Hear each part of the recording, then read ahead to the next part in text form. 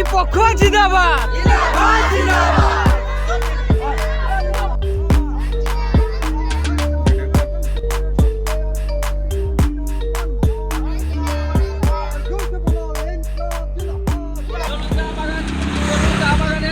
চারা গাছ উকড়ে ফেলা জমিতে পুনরায় আবার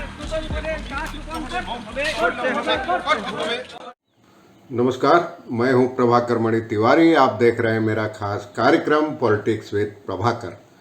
आज एक बार फिर ले चलूंगा पूर्वोत्तर राज्य असम के सिलचर स्थित डोलू चाय बागान में। आप जानते हैं महीनों पहले उसकी 2500 बीघे जमीन का अधिग्रहण कर लिया गया था ग्रीनफील्ड एयरपोर्ट बनाने के नाम पर।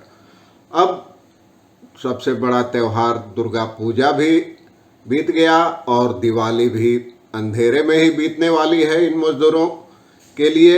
अब इनके सामने, इनके सर पर बेरोजगारी की तलवार लटक रही है और एक बार फिर गरमा रहा है डोलू का मुद्दा। डोलू चाय बागान का आंदोलन एक बार फिर धीरे धीरे जोर पकड़ रहा है और असम मजदूरी श्रमिक यूनियन ने ज्ञापन सौंपा है। ज्ञापन देकर कई प्रस्ताव दिए हैं, वैकल्पिक प्रस्ताव दिए हैं प्रशासन को और मजदूरों की हालात पर चिंता जताई गई है। आज चर्चा करूंगा विस्तार से इसी मुद्दे पर।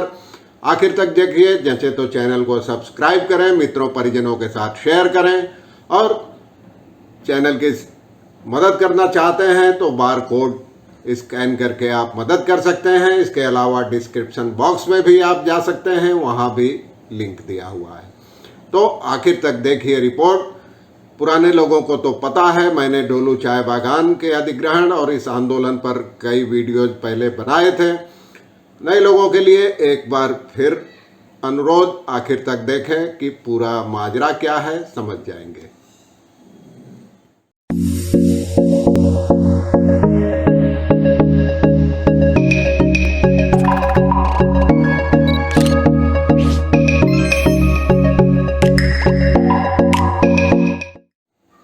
जैसा कि मैंने आपको बताया, सिलचर के डोलू चाय बागान का मुद्दा एक बार फिर गरमा रहा है। जमीन अधिग्रहण के खिलाफ जो आंदोलन शुरू हुआ था वह बाद में बाढ़ जैसी प्राकृतिक वजहों से दब गया था। अभी कुछ महीनों से यथास्थिति बनी हुई थी, चुप्पी साध रखी थी मजदूर यूनियन से लेकर जिला प्रशासन तक ने। लेकिन अब एक बार फिर यह मुद्दा धीरे धीरे गरमा रहा है। ताज़ा अपडेट बताने से पहले एक बार बहुत संक्षेप में जिक्र कर दूं कि आखिर माजरा क्या है डोलू चाय बागान का। दरअसल इस साल मार्च में राज्य सरकार ने फैसला किया कि सिलचर में एक ग्रीनफील्ड एयरपोर्ट बनाने के लिए जमीन का अधिग्रहण किया जाएगा।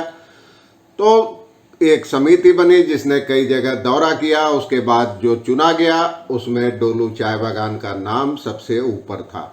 आपको यह भी बता दूं कि डोलू चाय बागान बराक घाटी का सबसे हरा भरा और मुनाफे में चलने वाला बागान है। यूनियन, 3 प्रमुख यूनियनों ने, राज्य सरकार और बागान प्रबंधन ने एक समझौते पर हस्ताक्षर कर लिया।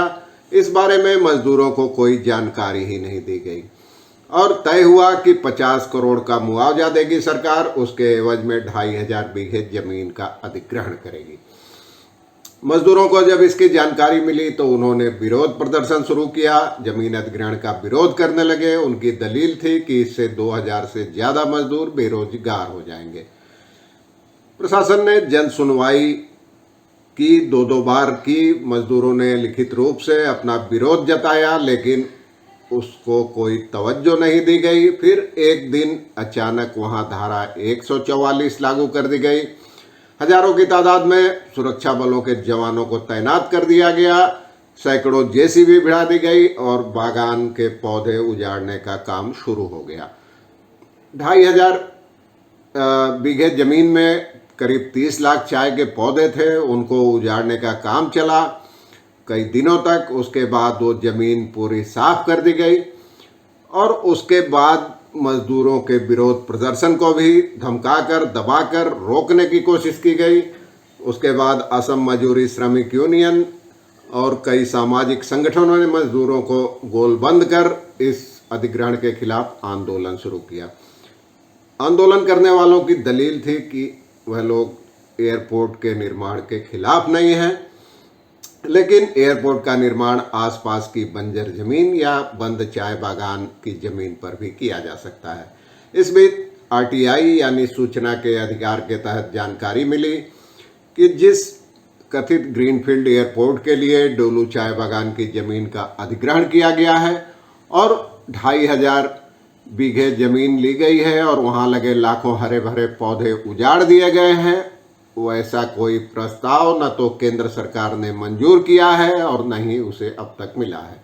इसके बाद आंदोलन और तेज हुआ, जगह जगह विरोध प्रदर्शन शुरू हुए, पूरे देश से इस आंदोलन को समर्थन मिलने लगा। इसके बाद एक डोलू चाय बागान बचाओ समन्वय समिति गठित की गई, जिसने इस मामले में गुवाहाटी हाई कोर्ट में याचिका दायर की है। अभी सुनवाई शुरू नहीं हुई है। हालांकि राज्य सरकार का दावा है कि इस अधिग्रहण से कोई मजदूर बेरोजगार नहीं होगा, लेकिन मजदूर यूनियन, सामाजिक संगठन और खुद मजदूर अंदेशा जता रहे हैं कि इससे 2000 से ज़्यादा लोग बेरोजगार हो जाएंगे। अब ताज़ा मामला ये है, इसके बाद बीच में बाढ़ आ गई, कुछ महीने शांति रही, अब फिर एक बार सक्रियता नजर आ रही है। अब यूनियन, असम मजदूरी श्रमिक यूनियन जो इस आंदोलन का नेतृत्व कर रही थी, उसने राज्य सरकार को ज्ञापन सौंपा है। उसमें कहा गया है कि चाय बागान की जमीन अधिग्रहण के बाद मजदूरों के सामने बेरोजगारी का भयावह संकट पैदा हो गया है और वहाँ 2500 बीघे जमीन पर पौधे थे, वो जमीन कम हो गई, पौधे उजाड़ दिए गए। तो उसमें इस वजह से जो अस्थायी रूप से महिला मजदूर काम करती थी उनको काम नहीं मिलेगा, क्योंकि जाहिर है जब बागान का क्षेत्रफल कम हो जाएगा तो मजदूरों की ज़रूरत भी कम पड़ेगी। इसके अलावा अंदेशा है कि अस्थायी मजदूरों को भी सप्ताह में 6 दिन काम नहीं मिलेगा। आप चाय बागान के बारे में जो जानते हैं तो आपको पता होगा कि मजदूरों को दैनिक मजदूरी मिलती है, जितने दिन काम उतनी मजदूरी, और इसका भुगतान सप्ताह में 1 दिन किया जाता है। तो इसमें कहा गया है ज्ञापन में कि बीते 3 साल में जो अस्थायी पुरुष कर्मी हैं, पुरुष मजदूर हैं, उनको 1 दिन भी काम नहीं मिला है, लेकिन इस दौरान चाय बागान का मुनाफा लगातार बढ़ता रहा।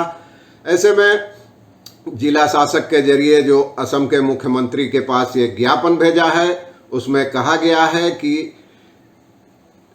कई मांगे पेश की गई है। कहा गया है कि इंडस्ट्रियल डिस्प्यूट अधिनियम 1947 के विभिन्न धाराओं और श्रम आयुक्त के श्रम अधिकारी की श्रम संगठन जो अंतर्राष्ट्रीय श्रम संगठन ILO है, उसके सिफारिशों का जिक्र किया गया है और कुछ मांगे पेश की गई है। मजदूर यूनियन ने जो राज्य सरकार से या कहें मुख्यमंत्री से मांग रखी है, उसमें कहा गया है कि जो 2500 बीघे जमीन अधिग्रहित की गई है उसको बिना पैसे के यानी मुफ्त में मजदूरों की कोऑपरेटिव को लीज पर दे दिया जाए और मजदूर कानूनन जो कोऑपरेटिव बनाएंगे रजिस्ट्रेशन करके, वहाँ चाय की खेती करेंगे, चाय के बागान लगाएंगे और वहाँ से चाय बागान, डोलू चाय बागान प्रबंधन के लिए मजबूर कर दिया जाए, उसको बाध्य बना दिया जाए कि जो मजदूर उगाएंगे कोऑपरेटिव के जरिए चाय के पत्ते, उनको खरीदना उसके लिए अनिवार्य होगा। इसके अलावा चाय ऑक्शन में भी मजदूरों के कोऑपरेटिव की हिस्सेदारी बढ़ाने की मांग की गई है कि उनके जरिए ऑक्शन में नीलामी में चाय बेचना अनिवार्य कर दिया जाए। अगर सरकार, कहा गया है ज्ञापन में कि सरकार अगर थोड़ी सी सहायता राशि दे दे तो यह कोऑपरेटिव चाय के पैकेट बनाकर खुले बाजार में भी बेच सकती है। इससे मजदूरों का जीवन स्तर तो बेहतर होगा ही और सामाजिक माहौल भी बेहतर होगा। इसके अलावा मांग की गई है कि मजदूर कई पीढ़ियों से यहाँ रह रहे हैं, लंबे समय से रह रहे हैं और सरकार ने भरोसा दिया था कि पूर्व मजदूरों को, जो पहले मजदूर हैं, उनको ज़मीन का पट्टा दिया जाएगा, तो उनको शीघ्र पट्टा भी दिया जाए, यह प्रक्रिया शुरू की जाए।